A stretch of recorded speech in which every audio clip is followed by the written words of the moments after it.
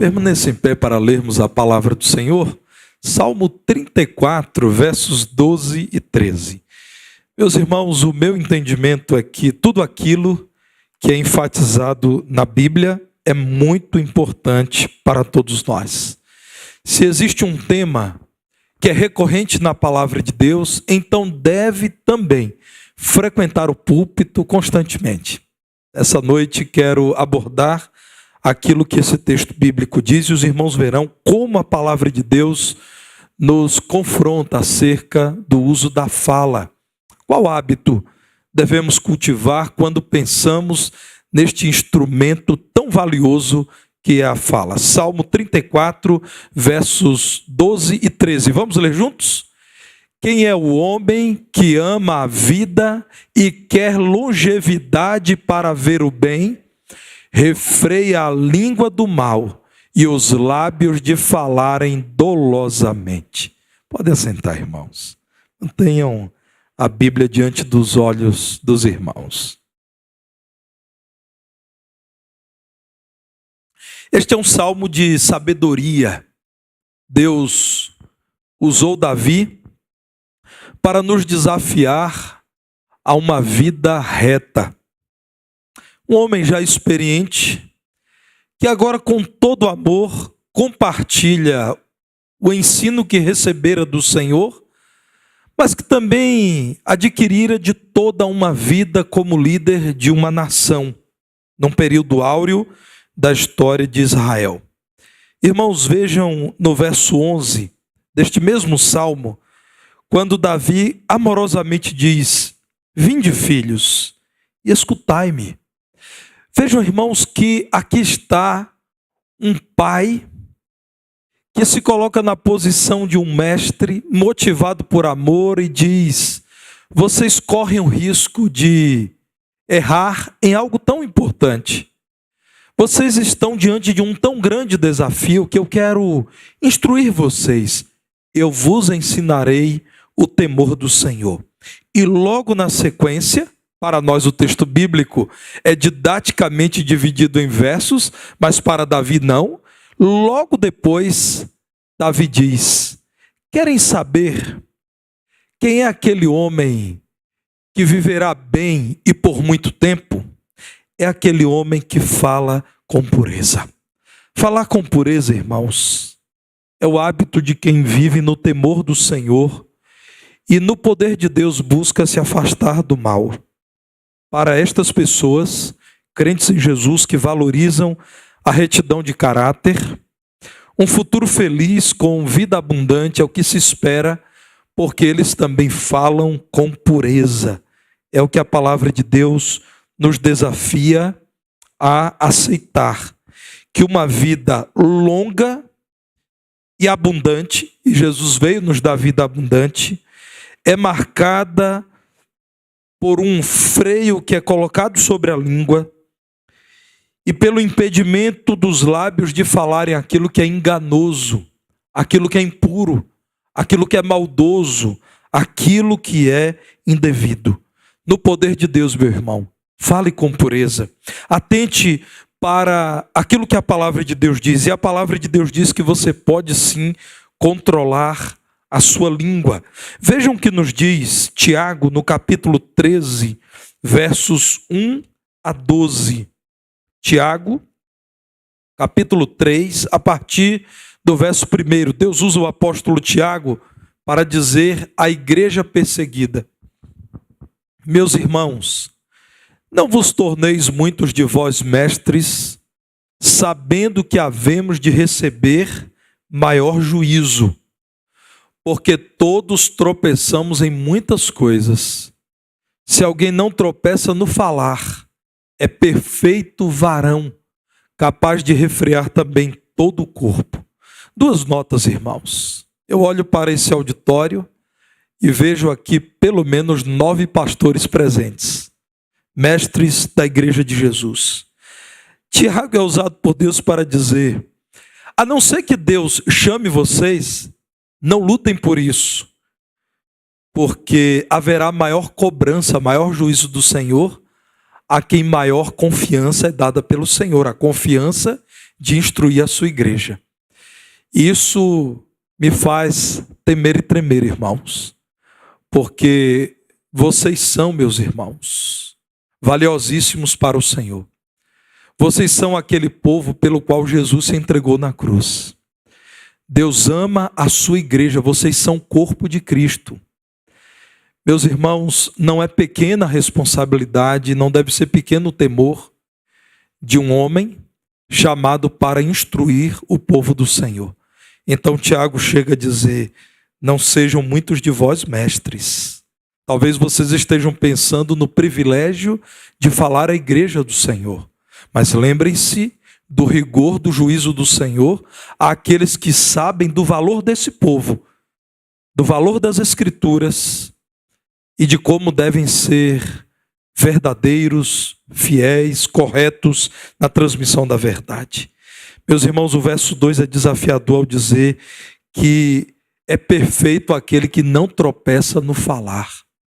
É capaz de refrear todo o corpo. E prossegue com uma ilustração dos animais. Nós, seres humanos, reconhecemos que precisamos colocar freios nos animais. Por que nós não colocaríamos freios em nós, que temos maior criatividade do que os animais que agem por instinto? Verso 3: ora, se pomos freio na boca dos cavalos para nos obedecerem, também lhes dirigimos o corpo inteiro. Observar igualmente os navios que, sendo tão grandes e batidos de rijos ventos, por um pequeníssimo leme são dirigidos para onde queira o impulso do timoneiro. Assim também a língua, pequeno órgão, se gaba de grandes coisas. Vede como uma fagulha põe em brasas tão grande selva. O pequeno leme dirige todo o navio. Uma fagulha põe fogo em uma grande selva. Assim a língua. Verso 6: ora, a língua é fogo. Em nossa cultura brasileira a gente diz, né? Fulano é fogo, né? Pois, irmãos, a Bíblia diz: a língua é fogo. É mundo de iniquidade, irmãos. A Bíblia chama a língua de depósito de iniquidade, mundo de iniquidade, de pecado, de perversidade. A língua está situada entre os membros de nosso corpo e contamina o corpo inteiro. E não só põe em chamas toda a carreira da existência humana, como também é posta ela mesma em chamas pelo inferno. Pois toda espécie de feras, de aves, de répteis e de seres marinhos se doma e tem sido domada pelo gênero humano. A língua, porém, nenhum dos homens é capaz de domar. É mal incontido, carregado de veneno mortífero. Com ela, bendizemos ao Senhor e Pai. Também com ela, amaldiçoamos os homens feitos à semelhança de Deus. De uma só boca procede bênção e maldição. Meus irmãos, não é conveniente que estas coisas sejam assim. Acaso pode a fonte jorrar do mesmo lugar o que é doce e o que é amargoso? Acaso, meus irmãos, pode a figueira produzir azeitonas ou a videira figos? Tampouco fonte de água salgada pode dar água doce. Quando eu era seminarista, lembro-me, não sei se o pastor Petrônio, que era colega de seminário, lembra disso? Houve uma época no refeitório do seminário, irmãos, em que havia banana em abundância. Eu não lembro se foi a colheita ou se foi doação ao seminário, né? E havia muita banana. Então nós tínhamos, irmãos, bolo de banana, doce de banana, soufflé de banana, não sei o que de banana. Era uma bananada.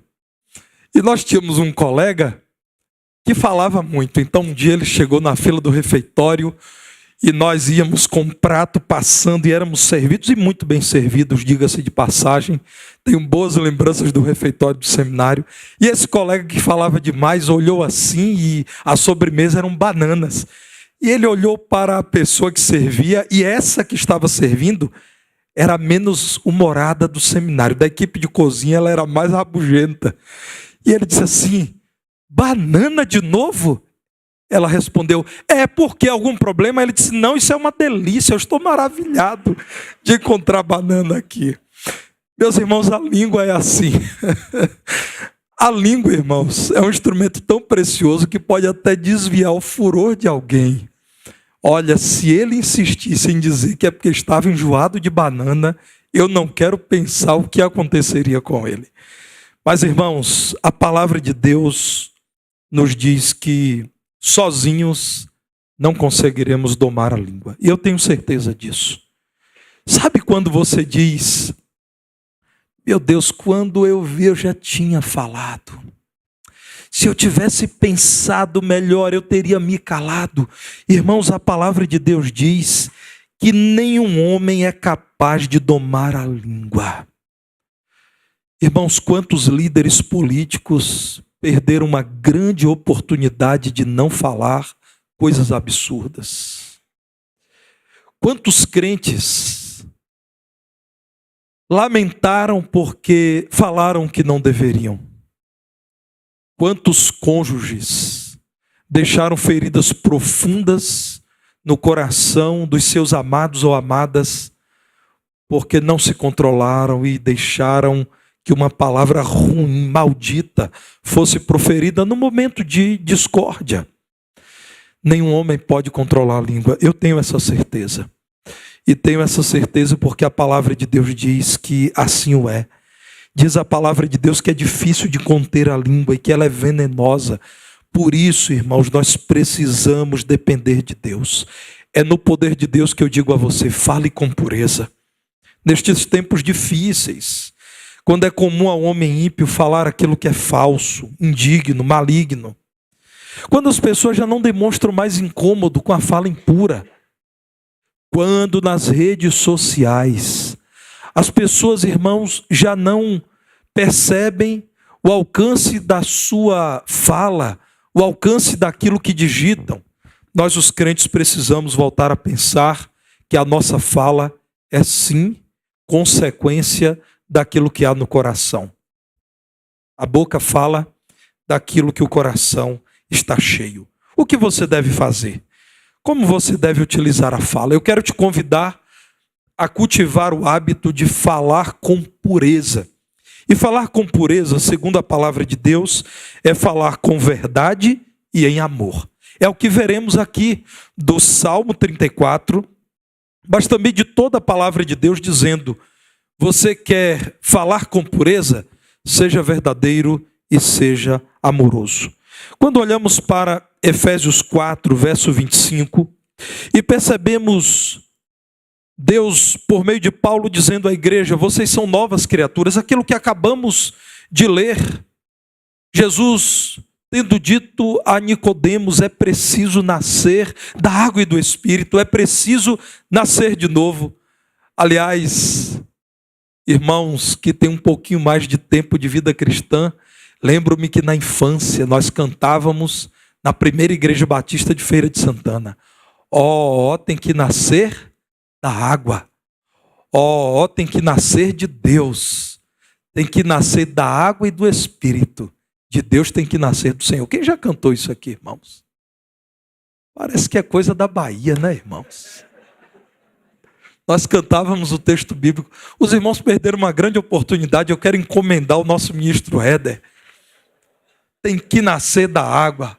Ó, tem que nascer de Deus. Tem que nascer da água e do Espírito.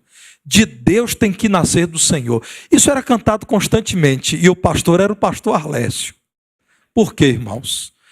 Porque constantemente éramos lembrados: não é possível ser crente em Jesus sem nascer do Espírito. Paulo está dizendo isso. Paulo está dizendo em Efésios 4, 25, deixando a mentira. Por isso, por quê? Verso 24, porque sois agora novo homem, criado segundo Deus em justiça e retidão, procedentes da verdade. Por causa disso, porque são novas criaturas, deixando a mentira, fale cada um a verdade com o seu próximo. A palavra de Deus, irmãos, nos ensina que a fala de um cristão é a fala da pureza, portanto é a fala da verdade. O pastor norte-americano e escritor muito conhecido, John MacArthur, disse que quando a tolerância é valorizada acima da verdade, a causa da verdade sempre sofre. Quando estiverem disputando a tolerância e a verdade, precisamos decidir pela verdade. Mas não se preocupe, não falamos aqui da verdade fria, da verdade implacável, mas da verdade com amor, que é aquilo que veremos daqui a pouco. Quando o crente fala com verdade, ele fala em concordância com a palavra de Deus. Veja o que diz Lucas 24, verso 32. Aquele texto maravilhoso do caminho para Emaús. Quando Jesus se apresenta a discípulos que voltavam de Jerusalém, depois que finalmente percebem que Jesus falava-lhes o que eles disseram um ao outro, depois que Jesus os deixou, porventura não nos ardia o coração, quando ele pelo caminho nos falava, quando nos expunha as Escrituras? O que Jesus falava? Aquilo que era a Escritura, aquilo que era a palavra de Deus. Você quer falar a verdade em amor, meu irmão? Fale da verdade da Escritura. Aquilo que você vai falar a alguém precisa expressar a sua concordância com o conteúdo da palavra de Deus. Você precisa falar dirigido pelo Espírito Santo. Ao falar dos seus dias, dias de grandes desafios, de perseguição, de oposição, mas também ao falar dos nossos dias, Jesus diz que por vezes teremos que enfrentar lugares que resistem ao Evangelho, lugares em que o cristianismo é mal visto. Como devemos falar? Mateus 10, versos 19 e 20. Mateus 10, versos 19 e 20. Quando vos entregarem, a qual lugar ou a quem? Às sinagogas e aos tribunais. É disso que Jesus está dizendo. Não cuideis em como ou que haveis de falar, porque naquela hora, na hora do aperto, na hora da perseguição, na hora da ameaça, vos será concedido o que haveis de dizer, visto que não sois vós os que falais, mas o Espírito de vosso Pai é quem fala em vós. O que Jesus está dizendo é, aquele que renasceu em Cristo e recebeu o Espírito de Cristo, no momento do aperto, sob a dureza da perseguição, não falará de si, mas falará por meio do Espírito que habita o crente. Irmãos, quão precioso é esse texto. Não sois vós os que falais, mas o Espírito de vosso Pai é quem fala em vós. É pelo Espírito Santo que você tem falado quando alguém te distrata. É o Espírito Santo, na verdade, quem fala quando alguém zomba da sua fé. É o Espírito Santo quem fala a você quando você está em perigo e em aperto. Falar com verdade, irmãos, é falar pelo Espírito da verdade que nos dirige. Mas é também falar a verdade porque confiamos que Deus nos honrará, nos abençoará e nos livrará do mal. Vejam em Provérbios 21, 23, quando a palavra do Senhor nos fala das consequências que recaem sobre aquele que fala a verdade. Aquele que tem cuidado em falar e falar a verdade. O que guarda a boca e a língua, guarda a sua alma das angústias, é o que diz Provérbios 21, 23. Aquele que é cuidadoso a usar a sua boca e a sua língua. Aquele que fala com pureza, fala sempre a verdade, não aceita falar aquilo que é doloso, aquilo que é enganoso, como lemos no Salmo 34, 13. Aquele que refreia a língua do mal e trabalha para que os seus lábios não falem aquilo que é impuro, segundo a palavra de Deus, se resguarda, se protege, guarda a sua alma das angústias. Muitas angústias são consequência, irmãos, da fala indevida, da fala que não reflete uma vida na presença e sob o poder de Deus. Mas como eu disse, irmãos, A palavra de Deus, que é perfeita, diz que devemos falar a verdade em amor. Toda a verdade que temos, falada com dureza, com crueldade, de modo implacável, perde o seu sentido. Veja Efésios 4,15, o texto que já mencionamos aqui, em que o apóstolo Paulo fala de nova criação em Cristo. Então, ao falar à igreja, Paulo diz: seguindo a verdade em amor, cresçamos em tudo naquele que é a cabeça, Cristo. Vejam o que John Newton, importante nome da história dos evangélicos, escreveu acerca disso. O cristianismo não é um sistema de doutrina, mas um formador de novas criaturas. Você lembra da confrontação de Jesus com os fariseus, por exemplo? Jesus confrontava um sistema de doutrina e dizia: o cristianismo não é isso, o cristianismo é muito mais do que isso. O cristianismo tem uma doutrina, sim. A doutrina do cristianismo é Cristo, todo o ensino de Cristo. Mas o cristianismo, irmãos, é acima de tudo um formador de gente nova. O cristianismo é o anúncio do santo evangelho que diz que pecadores podem ser transformados em novas criaturas para a glória de Deus e pelo poder de Deus. O cristianismo, irmãos, não deve ser encarado como uma reserva de conceitos para que os nossos debates com quem discorda de nós sejam vencidos. O cristianismo é a mensagem de nova vida, daqueles que nasceram novamente.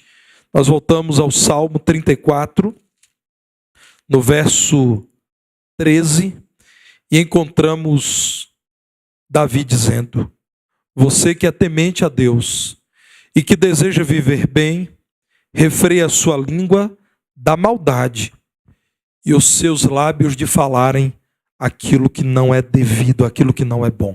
Portanto, o que a palavra de Deus está dizendo é que falar com pureza é também falar com amor. E falar com amor a todas as pessoas, e muito especialmente aquelas que não nos agradam, aquelas com as quais não nos identificamos, aquelas com as quais temos divergências, aquelas que nos provocam os ânimos. Isso não é fácil, irmãos.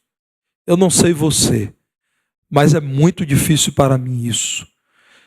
A palavra de Deus nos ensina que devemos falar com amor a todas as pessoas. E saibam, irmãos, não há vantagem alguma em falar em amor a quem é amável. Nós temos poder da parte de Deus para falar em amor a quem não é amável. Falar em amor em quaisquer circunstâncias. E aqui eu lembro de uma cena com os meus pais, quando éramos crianças, eu e os meus irmãos. Eu tenho um irmão mais velho e uma irmã mais nova. E houve um período da nossa vida em que morávamos muito próximo à igreja, então não íamos para a igreja de carro, íamos a pé. E era um período de férias do pastor e o meu pai foi escalado para pregar. O pregador daquele culto era o meu pai. Então meu pai estava de paletó e gravata, deu a mão à minha mãe, eu, meu irmão e minha irmã, que era muito pequena, estávamos caminhando para a igreja, para o culto, quando um homem conhecido da vizinhança, bêbado, ele havia consumido bebida alcoólica, pegou uma garrafa vazia e partiu para cima do meu pai. Irmãos, eu era criança e eu fiquei aflito ao ver aquilo acontecendo. Eu tinha 7 ou 8 anos de idade, mas eu ainda lembro que essencialmente o que ele dizia era que ele odiava crente, que ele não suportava crente. Ele não tinha algo a dizer ao meu pai do tipo: você me deve dinheiro ou você me distratou. Ele não tinha do que acusar o meu pai. Mas ele olhou para o meu pai, ao vê-lo vestido como um pregador e com a Bíblia grande, todos os filhos com Bíblias e a esposa com Bíblia. Aquele homem, isso era um domingo, um final de tarde, início de noite, aquele homem partiu para cima do meu pai e ameaçava agredir o meu pai com aquela garrafa. E eu lembro, irmãos, da postura do meu pai. Meu pai não levantou a mão, não levantou a voz, apenas disse: você não precisa fazer essas coisas. Calma. Você não tem por que nos odiar. Nós queremos que Deus te abençoe. Meu pai dizia essas coisas para ele. E eu lembro muito bem disso, irmãos, quando outros homens, outras pessoas que ali estavam, cercaram aquele homem, seguraram, tiraram a garrafa e alguns disseram: você é doido, por que você está fazendo isso com o seu Jair? Não há motivo para isso. Irmãos, eu lembro dessa cena, uma cena, no primeiro momento, muito difícil, traumática, mas hoje, que sou adulto, muito edificante, e eu fico imaginando, se o meu pai tivesse falado com grosseria, tentado invocar os direitos dele, porque ele era um cidadão de bem, um cristão com a sua família, o que poderia ter acontecido naquele dia? Acredito que aquele homem que estava sob efeito do álcool até teria agredido ao meu pai e talvez a família toda. Mas a postura do meu pai, firme, foi a postura serena, de alguém que não levantou a voz, de alguém que apenas protegeu os filhos e a esposa, e foi falando com aquele homem, até que pessoas nos cercaram, pegaram e o colocaram ali sentado no bar. E eu lembro-me que dias depois passamos por aquele homem. Ele não estava sob efeito de álcool, mas ele estava envergonhado. Cabisbaixo, ele não olhava para nós. Irmãos, eis o desafio: falar a verdade em amor.